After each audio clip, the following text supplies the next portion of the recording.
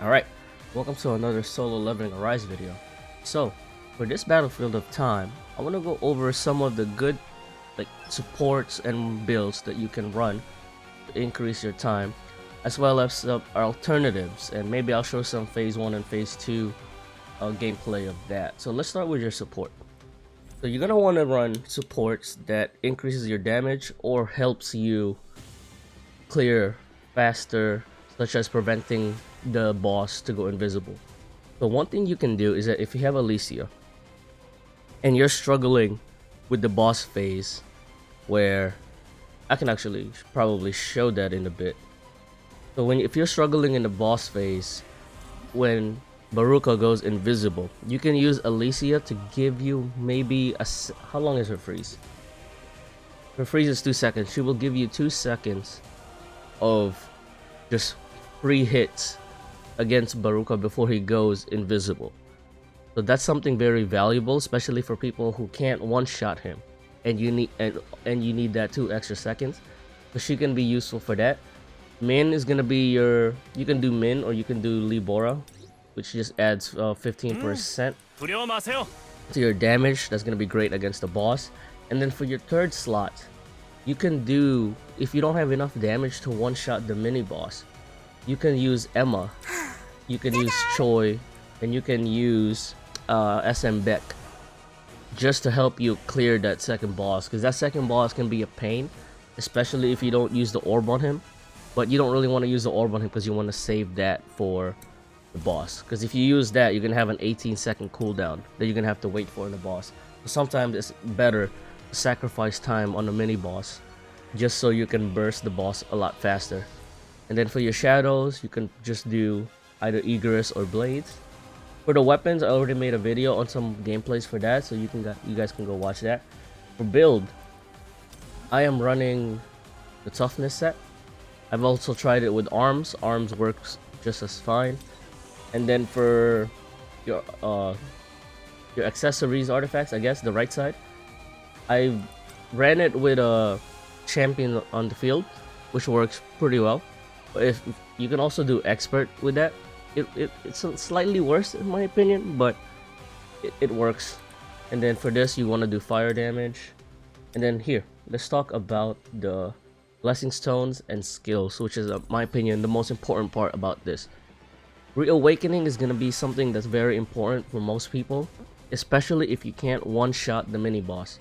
If you don't have reawakening, the cooldown of your skills, which is what you're going to be using to kill the boss, won't come back in time, and just gonna add an extra second or 2 to your time. So that's good. That's probably #1 priority in my opinion.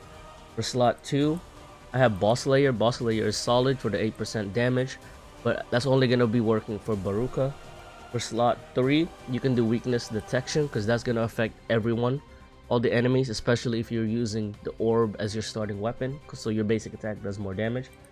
For slot 4, I'm doing advanced dagger technique, just so you do 8.4% more damage. You can also do sharp perception for crits if you need it.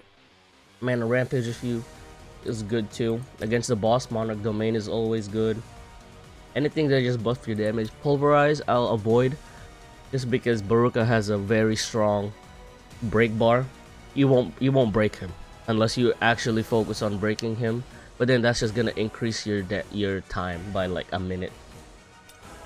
So normals is fine. You don't need to use anything that doesn't do damage. You don't really lose damage, so that's okay. Double-edged sword is solid. And yeah, so those are the ones that I'll use. Back attack is solid too, especially if you get the proper attack, which when he does the circle just around him, not the dash. And then for basic skills, the best basic skills for this is Crosshair, Vertical Arts. This will pretty much clear the first 2 waves, as well as the crystal. That will just leave you with the 3rd spawn, as well as the mini boss. And then Vertical Arts on the mini boss will pretty much do around 40 to 50% damage if both thing hits. So that's gonna be your best for that. And then your second best for that is Black Hole. Black Hole is just gonna put the enemies together just so you can clear faster. Just just do normal AoE. So if you don't have crosshairs, so I'll show a couple gameplays of the first two stages where I use other ability. I've tried double slash, flame slash, that works okay.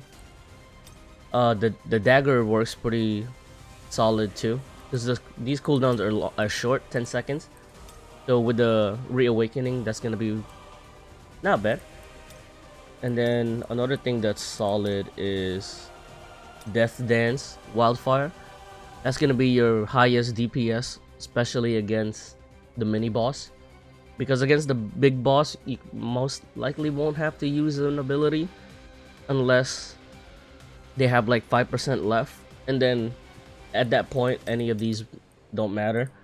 It will just one-shot them. This is mainly for the mini boss. And then Decimation, if you have this at like epic or legendary, can one-shot Baruka.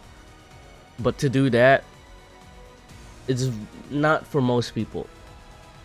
I can't even do that with this. So yeah, with that, let's start with Death's Dance and let's just show off what it looks like. All right. So Death's Dance. First thing first, kill the first two. Group up the enemy. Make sure they, or if they're not grouped up, you reset just like that. That would be a reset point. And then just dodge that. Because if they don't group up, those enemies won't be caught. Then this is another reset point normally. If that doesn't one shot, then I want to reset. So that's 25 seconds. Normally you can clear that around 15. 15 is your best time for that. So for this, normally when you see that dash, that's a reset point. Because that's one of his worst things that you can get from him. When he does that, that's when you freeze. And that's when you get your 2 extra of smack. If I saved my West Wind there, that would have been perfect. So that's how it looks like with Death's Dance, and let's move on with a different skill. Something. So that's Dagger Toss. It doesn't do a lot of AoE damage, so we don't want to focus on that. So normally we're gonna have to clear floor 1 with West Wind hit first, and then just if it crits, it's perfect. If it doesn't crit, that's okay. It does. We just do normal here. If nothing crits, resets. That's the thing about West Wind. It's a you're gonna reset a lot because you need so many crits, and if you don't crit, then it's whatever. See, that's 30 seconds.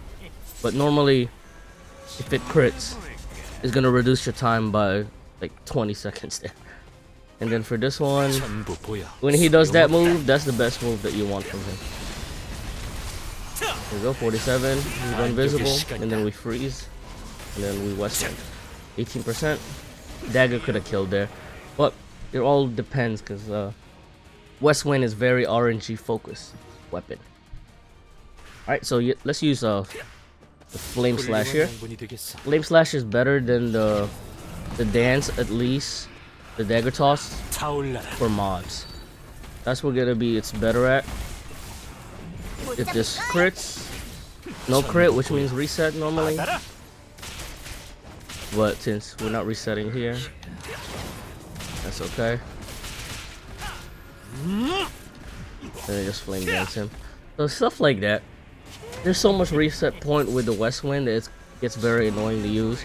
But at the same time, it's the best weapon for this. So. And then we're back to Baruka. That's one of the best moves you want to see. His death. Then you can wait until that. We freeze him.